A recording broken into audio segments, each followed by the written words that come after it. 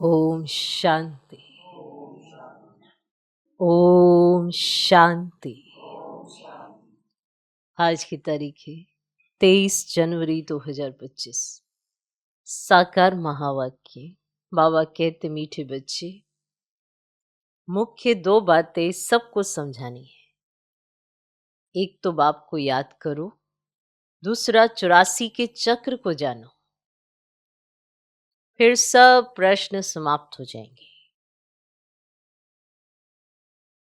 मुख्य दो बातें सबको समझानी है। एक तो बाप को याद करो, दूसरा 84 के चक्र को जानो, फिर सब प्रश्न समाप्त हो जाएंगे।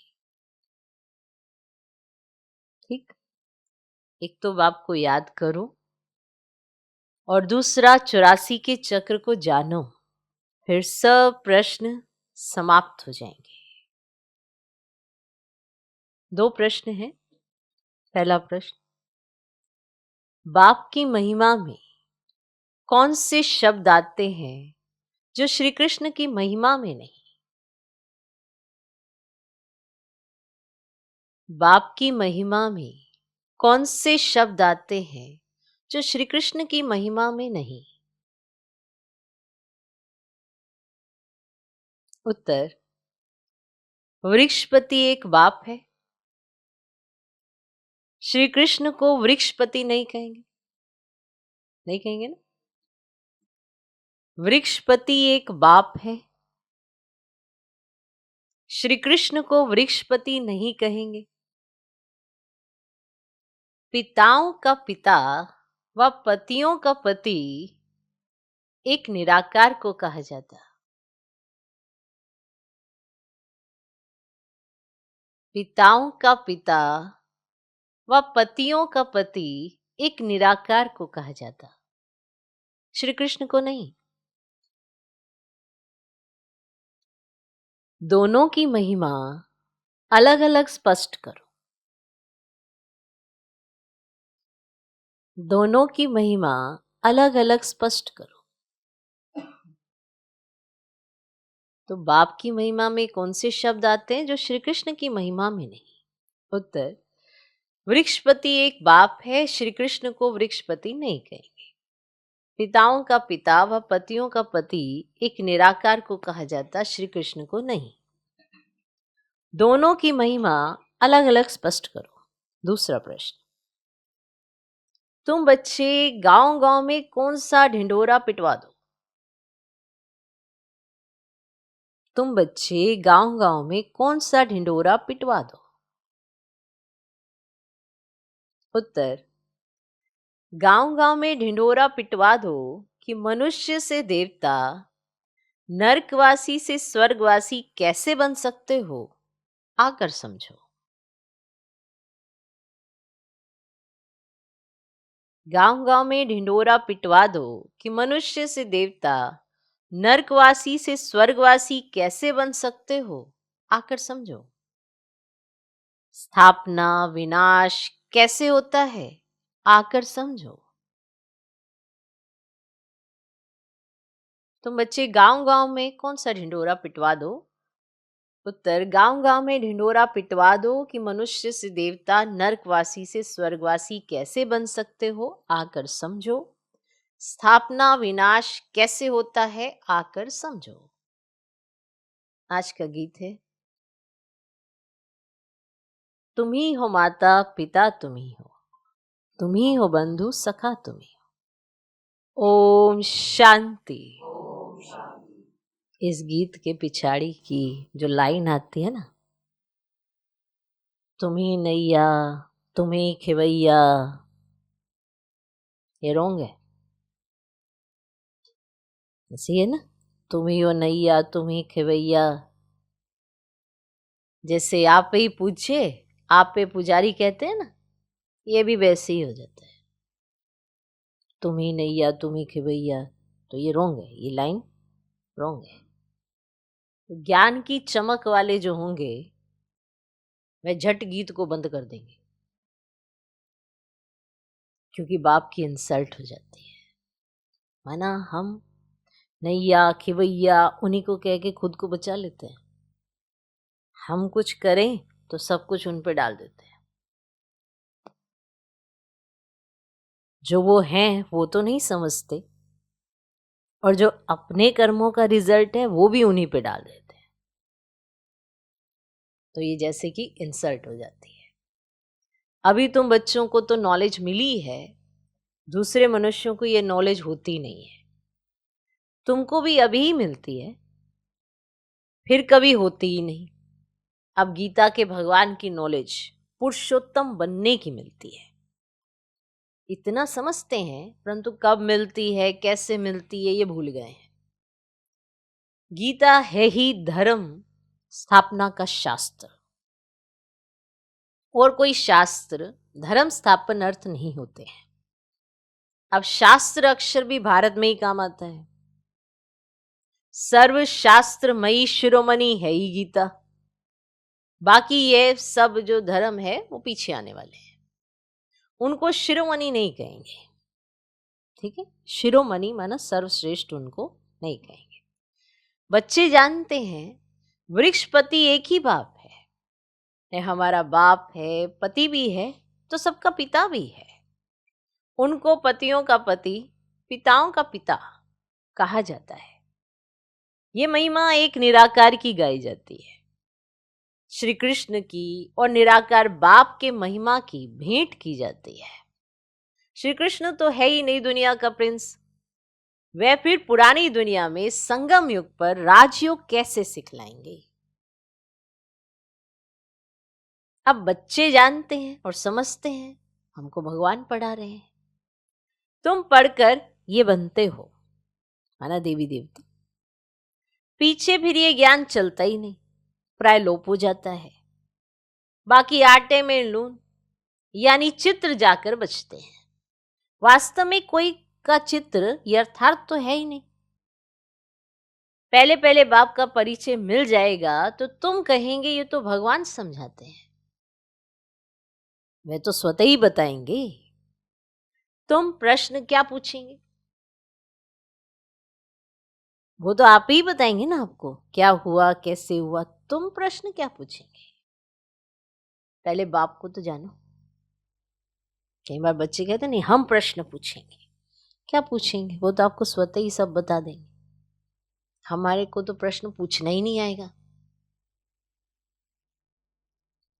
तुम पहले बाप को तो जानो। बाप आत्माओं को कहते हैं मुझे याद करो, बस 2 बातें याद कर लो। बाप कहते हैं मुझे याद करो और 84 के चक्र को याद करो, बस ये 2 बातें मुख्य ही समझानी है। तो मुख्य 2 ये बातें समझानी। तो बाप कहते हैं तुम अपने जन्मों को नहीं जानते हो, ब्राह्मण बच्चों को ही कहते हैं, और कोई तो ये समझ भी ना सके। प्रदर्शनी में देखो कितनी भीड़ लग जाती है, समझते इतने मनुष्य जाते तो जरूर कुछ देखने की चीज है, तो घुस पड़ते हैं, बहुत आ जाते हैं। एक एक को बैठ समझाएं तो भी मुख थक जाए, तब क्या करना चाहिए। प्रदर्शनी मास भर चलती रहे तो कह सकते हैं आज भीड़ है, कल परसों आना। तो समझ में आया, माना 1 मास तक प्रदर्शनी चलती रहे, फिर अगर कोई आ रहे हैं फिर उनको कह सकते हैं कि आज बहुत भीड़ है तो आप कल परसों आना। सो भी जिसको पढ़ाई की चाहना है अथवा मनुष्य से देवता बनना चाहते हैं उनको समझाना है। एक ही है लक्ष्मी नारायण का चित्र अथवा बैज दिखलाना चाहिए। बाप द्वारा ये विष्णुपुरी का मालिक बन सकते हो, अभी भीड़ है, सेंटर पर आना।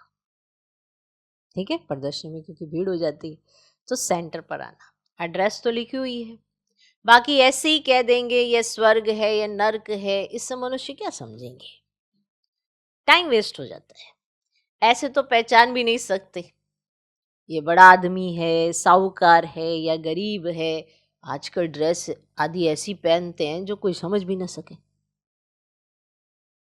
पहले पहले तो बाप का परिचय देना है, बाप स्वर्ग की स्थापना करने वाला है, अब ये बनना है। एम ऑब्जेक्ट खड़ी है, तो बाप कहते ऊंचते ऊंच मैं हूं, मुझे याद करो, ये वशीकरण मंत्र है। बाप कहते मामेकम याद करो तो तुम्हारे विक्रम विनाश होंगे और विष्णुपुरी में आ जाएंगे। इतना तो जरूर समझाना चाहिए। 8-10 रोज प्रदर्शनी को रखना चाहिए। तुम गांव गांव में ढिंडोरा पिटवा दो कि मनुष्य से देवता, नरकवासी से स्वर्गवासी कैसे बन सकते हो, आकर समझो। स्थापना विनाश कैसे होता है, आकर समझो। युक्तियां बहुत है। तुम बच्चे जानते हो सतयुग और कलयुग में रात दिन का फर्क है। और ब्रह्मा का दिन और ब्रह्मा की रात कहा जाता है। ब्रह्मा का दिन सो विष्णु का और विष्णु का सो ब्रह्मा का। तो बात एक ही है। तो ब्रह्मा के भी 84 जन्म और विष्णु के भी 84 जन्म, सिर्फ इस लीप जन्म का फर्क पड़ जाता है। तो ये बातें बुद्धि में बिठानी होती है। अब धारणा नहीं होगी तो किसको समझा कैसे सकेंगे। ये समझाना तो बहुत सहज है। सिर्फ लक्ष्मी नारायण के चित्र के आगे ही ये पॉइंट सुनो। बाप द्वारा ये पद पाना है, नर का विनाश सामने खड़ा है, तो वो लोग तो अपनी मानव मत ही सुनाएंगे। अब यहां तो है ईश्वरीय मत, तो जो हम आत्माओं को ईश्वर से मिली है, तो निराकार आत्माओं को निराकार परमात्मा की मत मिलती है। बाकी सब है मानव मत। और रात दिन का फर्क है ना। अब सन्यासी, उदासी आदि कोई भी तो दे ना सके। तो ईश्वरीय मत एक ही बार मिलती है। ईश्वरीय मत एक ही बार मिलती है। और हम ये पक्का कर ले हमें उसी मत पर चलना है, तो हम ईश्वर के बच्चे हैं। मानव मत आपको पूरे कल्प मिलेगी, ईश्वरीय मत एक ही बार मिलेगी। तो जब ईश्वर आते हैं तो उनकी मत से हम ये बनते हैं। तो वे आते ही है देवी देवता धर्म की स्थापना करने। तो ये भी पॉइंट्स धारण करनी चाहिए जो समय पर काम आए। तो मुख्य बात थोड़े में ही समझाई तो भी काफी है। एक लक्ष्मी नारायण के चित्र पर समझाना भी काफी है। यह है एम ऑब्जेक्ट का चित्र। तो भगवान ने यह नई दुनिया रची है। तो भगवान ने ही पुरुषोत्तम संगम युग पर इन्हों को पढ़ाया था। इस पुरुषोत्तम युग का किसको पता ही नहीं है। तो बच्चों को ये सब बातें सुनकर कितना खुश होना चाहिए। होना चाहिए क्या? इस पुरुषोत्तम युग का किसको पता ही नहीं है, तो बच्चों को तो सुनकर खुश हो जाना चाहिए ना। सुनकर फिर सुनाने में और ही खुशी होती है। सर्विस करने वालों को ही ब्राह्मण कहेंगे। तुम्हारे कच्छ में सच्ची गीता है, माना बगल में सच्ची गीता है, तो ब्राह्मणों में भी नंबरवार तो होते हैं ना। कोई ब्राह्मण तो बहुत नामी ग्रामी होते हैं और कोई बहुत कमाई करते हैं। अब कोई को तो खाने के लिए भी मुश्किल मिलेगा। कोई ब्राह्मण तो लखपति होते हैं, बड़ी खुशी से नशे से कहते हैं हम ब्राह्मण कुल के हैं। अब सच्चे सच्चे ब्राह्मण कुल का तो पता ही नहीं है। और ब्राह्मण उत्तम माने जाते हैं तब तो ब्राह्मणों को खिलाते हैं। देवता, क्षत्रिय व वैश्य शूद्र धर्म वालों को कभी खिलाएंगे नहीं। ब्राह्मणों को खिलाते हैं, अपने घर में बुलाते हैं, अपने स्थान पर बुलाते हैं और ब्राह्मण बिठाए जाते हैं शुद्धता के लिए, क्योंकि ये उत्तम है। तो ये तो पता पड़ गया ना कि सर्वोत्तम ब्राह्मण कुल कौन सा है। आजकल के ब्राह्मण देखो तो बाबा कहते हैं उनको तो खाने को भी नहीं मिलता। और कोई कोई ब्राह्मण तो लखपति होते हैं। तो बाबा हर बात समझाते हैं। तो फिर ब्राह्मण माना शुद्ध, तो वो देखा जाता है ना कि कौन ब्राह्मण है। तो देवता, क्षत्रिय व वैश्य शुद्ध धर्म वालों को कभी खिलाएंगे नहीं। किसको खिलाएंगे? ब्राह्मण को। ब्राह्मणों को ही खिलाते हैं। इसीलिए बाबा कहते तुम ब्राह्मणों को अच्छी रीति समझो। और ब्राह्मणों का भी संगठन होता है, उसकी जांच कर चले जाना चाहिए। ब्राह्मण तो प्रजापिता ब्रह्मा की संतान होने चाहिए, हम उनकी संतान है। अब ब्रह्मा किसका बच्चा है वह भी समझाना चाहिए। और जांच करनी चाहिए कि कहाँ कहाँ उनों के संगठन होते हैं। किनके? ब्राह्मणों के। तुम बहुतों का कल्याण कर सकते हो और वानप्रस्थ स्त्रियों की भी सभाएं होती हैं, वानप्रस्थ स्त्रियों की भी सभाएं होती हैं। और बाबा को कोई समाचार थोड़ी देते कि हम कहाँ कहाँ गए, और सारा जंगल भरा हुआ है, तुम जहां जाओ देखो शिकार होगा। माना ज्ञान का तीर लगाना, माना इसको कहते हैं शिकार करना। प्रजा बना कर आएंगे तो राजा भी बना सकते हो। सर्विस तो ढेर है। शाम को 5 बजे छुट्टी मिलती है ना, लिस्ट में नोट कर देना चाहिए आज यहाँ यहाँ जाना है।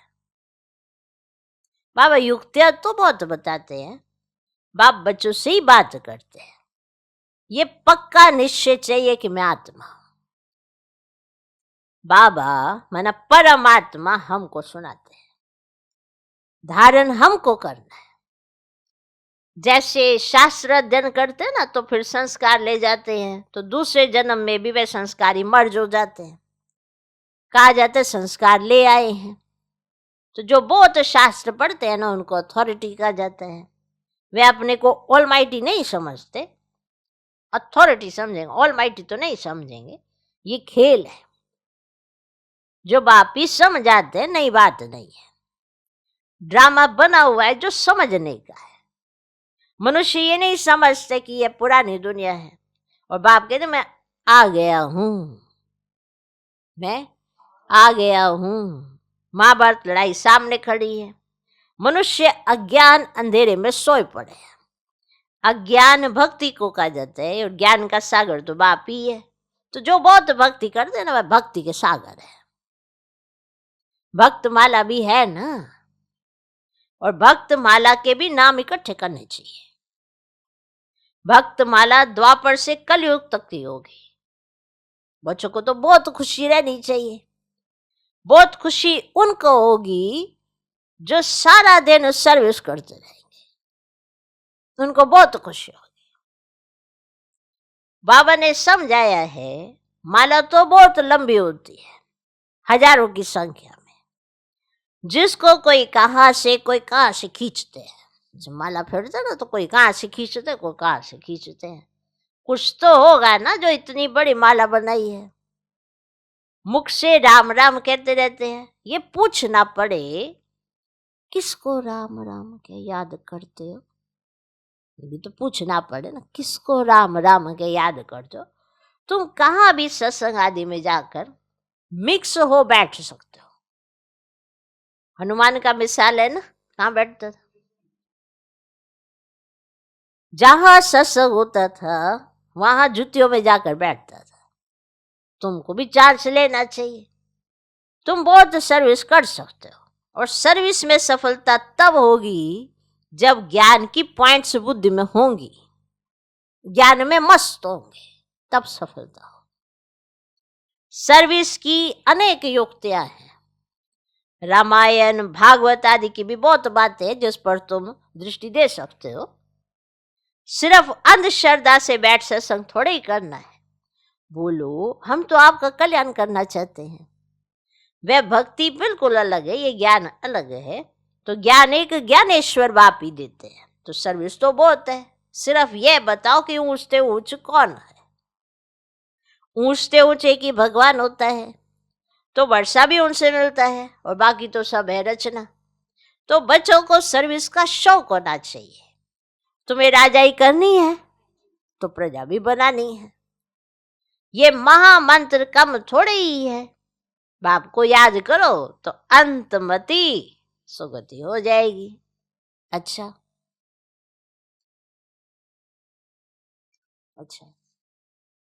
मीठे मीठे सिकिलदे बच्चों प्रति माता पिता बाप दादा का याद प्यार और गुड मॉर्निंग। रूहानी बाप की रूहानी बच्चों को नमस्ते। हम रूहानी बच्चों की रूहानी बाप को नमस्ते नमस्ते नमस्ते। Good morning good morning good morning. धारणा के लिए मुख्य सर पहला पॉइंट, बाप ने जो वशीकरण मंत्र दिया है वह सबको याद दिलाना है। बाप ने जो वशीकरण मंत्र दिया है वह सबको याद दिलाना है। सर्विस की भिन्न भिन्न युक्तियां रचनी है।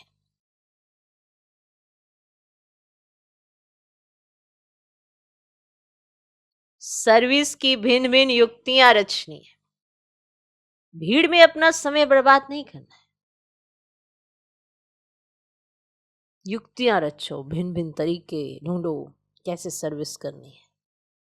भीड़ में अपना समय बर्बाद नहीं करना है। दूसरा पॉइंट, ज्ञान की पॉइंट्स बुद्धि में रख ज्ञान में मस्त रहना है। ज्ञान की पॉइंट्स बुद्धि में रख ज्ञान में मस्त रहना है। हनुमान की तरह सत्संगों में जाकर बैठना है और फिर उनकी सेवा करनी है। ऐसे सुन के आ नहीं जाना है। हनुमान की तरह सत्संगों में जाकर बैठना है, फिर उनकी सेवा करनी है। खुशी में रहने के लिए सारा दिन सेवा करनी है। अगर आप खुश रहना चाहते हो तो सारा दिन सेवा करो। खुशी में रहने के लिए सारा दिन सेवा करनी है।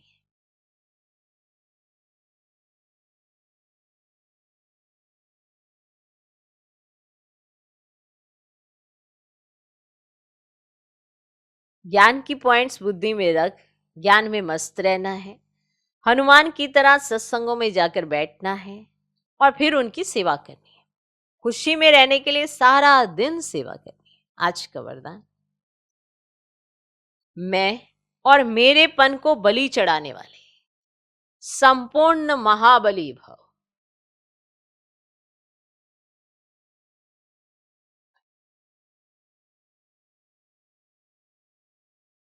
मैं और मेरेपन को बलि चढ़ाने वाले संपूर्ण महाबली भव। मैं और मेरेपन को बलि चढ़ाने वाले संपूर्ण महाबली भव। ऐसे बलि चढ़ाना आसान है अपनी मैं की, नहीं? हद के कोई भी व्यक्ति व वैभव से लगाव, यही मेरापन है। हद के कोई भी व्यक्ति या वैभव से लगाव, यही मेरापन है। इस मेरेपन को और मैं करता हूं, मैंने किया, मैं ही करता हूं, इस मैंपन को संपूर्ण समर्पण करने वाले अर्थात बलि चढ़ने वाले ही महाबली है। जो अपनी मैं खत्म कर देते हैं, मैंने किया, मैं ये करता हूं, मैं ये, मेरा ये, जो अपनी मैं खत्म कर देते हैं वो है महाबली। माना उन्होंने अपनी बलि चढ़ाई, बहुत बड़ी बलि चढ़ाई। जब हद का मैंपन समर्पण हो तब संपूर्ण व बाप समान बनेंगे। कहने को हम सभी कहते हैं हमारा लक्ष्य बाप समान बनने का, पर ये मैं ही नहीं जाती। हर बात में ये मैं आ जाती है। मेरे साथ ऐसा किया, मुझे ऐसा कहते हैं, मैंने क्या किया, मेरे साथ ऐसा कर दिया। कितनी मैं है भाई, और ये बनने कैसे देगी? तो ये हद का मैं समर्पण करना है, तब संपूर्ण व बाप समान बनेंगे। मैं कर रहा हूं नहीं, बाबा करा रहा है, बाबा चला रहा है। बाबा करा रहा है, बाबा चला रहा है। किसी भी बात में मैं के बजाय सदा नेचुरल भाषा में भी बाप शब्द ही आए। तो किसी भी बात में मैं के बजाय सदा नेचुरल भाषा में भी बाप शब्द ही आए, मैं शब्द नहीं। बाबा बाबा करा रहा है, बाबा चला रहा है, बाबा करा रहा है। अभी तो सब कुछ करा रहा है। फिर क्या होता है अगर ये मैं खत्म हो जाती है तो ये अप्रिसिएशन, तारीफें, नाम मान शान ऑटोमेटिकली खत्म हो जाते हैं। अगर आपको बाबा याद ही नहीं रहता तो हर समय याद रहता है मैंने तो इतना सब कुछ किया, किसी ने अप्रिशिएट ही नहीं किया, किसी ने देखा भी नहीं मैंने इतनी अच्छी सेवा करी। मैं इतना सब कुछ करता हूं तब भी कोई तारीफ ही नहीं करता, जब देखो सुना के चले जाते हैं ना। आप कर रहे हो, आप कर रहे हो, तो फिर कहाँ मैं चढ़ाई, बलि कहाँ चढ़ाई? और इसीलिए फिर ये खुद को ही हम मारते जाते हैं, इसकी बलि चढ़ाई नहीं, फिर ये हमारे ऊपर ही अटैक करती रहती है, ये मैं, हमारा सब कुछ उजाड़ देती है। फिर हमें बाद में समझ में आता है कि अरे मैंने क्या कर दिया, अपनी मैं। दिल ऐसा बनाओ कि हर बात मेरे दिल में पॉजिटिव में ही आए। ऐसा मत बनाओ कि कोई भी बात मेरे भाव में ही चेंज हो जाए, तो माया चांस ले लेती। तो किसी भी बात में मैं के बजाय सदा नेचुरल भाषा में भी, नेचुरल, माना अगर कोई कहेगा ना आपने बड़ा अच्छा किया, अंदर से आवाज आनी चाहिए। मुंह से भले आपको बार बार किसी को बोलने की जरूरत नहीं, कई बार मुंह से बोलते पापा करा रहा है, अंदर सोचते होते हैं मैंने तो किया है ना। अंदर से आवाज आनी चाहिए कि बिना बाबा के आई एम नथिंग, अंदर से आवाज आनी चाहिए। तो जिस दिन आपके अंदर से आवाज आएगी तो आपको बाहर कुछ कहने की जरूरत नहीं पड़ेगी, ऑटोमेटिकली सब समझ जाएंगे कि ये यही कहना चाहता है कि बाबा करा रहा है। ठीक है, नहीं तो कई बार बहुत हम बाहर से शो करते हैं, बाबा करा रहे हैं ना, बाबा चला रहे हैं ना, और फिर थोड़ी देर बाद जाके कहते किसी ने पूछा ही नहीं, किसी ने किया ही नहीं। तो अंदर से जो आवाज आती है ना, उस पर ध्यान दो कि वो क्या निकल रही है। वही हमारे पुरुषार्थ की सही मायने में रिजल्ट है कि हम सच में पुरुषार्थ कर रहे हैं। ये अंदर की आवाज बंद करके जो बाहर से बोलते हो ना बाबा करा रहा है, वो अंदर बोलना शुरू कर दो, तो ये मैं हमेशा के लिए खत्म हो जाएगी। ये रियलिटी है। आपके अंदर से निकलेगा, चेहरे पर आएगा, लोगों को ऑटोमेटिकली आभास हो जाएगा। क्योंकि इंसान तो कर नहीं सकता, इतना सब कुछ इंसान नहीं कर सकता, तो फिर जरूर इनसे बाबा करा रहा। ओके, तो किसी भी बात में मैं के बजाय सदा नेचुरल भाषा में भी बाप शब्द दिया है, मैं शब्द नहीं। आज का स्लोगन, संकल्पों में ऐसी दृढ़ता धारण करो जिससे सोचना और करना समान हो जाए। संकल्पों में ऐसी दृढ़ता धारण करो जिससे सोचना और करना समान हो जाए। क्योंकि हम सोचते बहुत अच्छे हैं पर कर नहीं पाते हैं, क्योंकि हम जो संकल्प रचते हैं उसको पक्का नहीं कर पाते कि हमने करना ही है। इसीलिए ऐसी दृढ़ता हो जाए संकल्पों के अंदर कि जो भी संकल्प आपने रचा है, क्योंकि आप अच्छा ही रचेंगे, बुरा तो नहीं रचेंगे, भगवान के बच्चे हैं, अच्छा रचेंगे, लेकिन उसमें दृढ़ता नहीं है। सोचते हैं बहुत अच्छा पर कर नहीं पाते हैं। तो हमारे संकल्प में इतनी दृढ़ता हो कि जो संकल्प आया श्रेष्ठ श्रेष्ठ वो मुझे करना ही है।